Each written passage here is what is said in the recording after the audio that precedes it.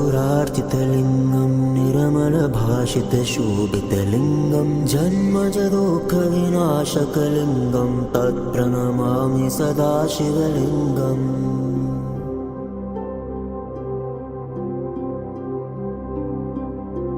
ब्रह्ममुरारिसुरार्चितलिङ्गं निर्मलभाषितशोभितलिङ्गं जन्मजदुःखविनाशकलिङ्गं तत्प्रणमामि सदा शिवलिङ्गम्।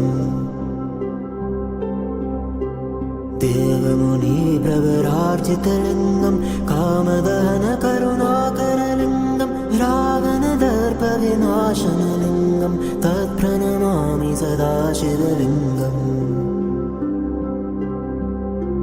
सर्वसुगन्धिसुलेपितलिङ्गं बुद्धिविवर्धनकारणलिङ्गं सिद्धसुरासुरवन्दितलिङ्गं तत्प्रणमामि सदा शिवलिङ्गम्।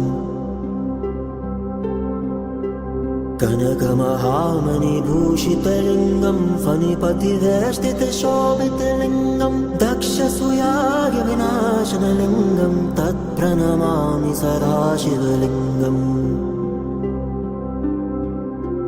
कुङ्कुमचन्दनलेपितलिङ्गं पङ्कजहारसुशोभितलिङ्गं सञ्चितपापविनाशनलिङ्गं तत्प्रणमामि सदा शिवलिङ्गम्।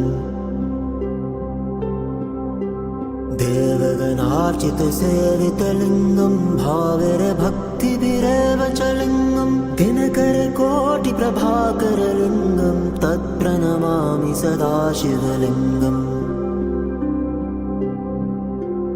अष्टदलोपरिवेष्टितलिङ्गं सर्वसमुद्भवकारणलिङ्गम् अष्टदरिद्रविनाशनलिङ्गं तत्प्रणमामि सदा शिवलिङ्गम्।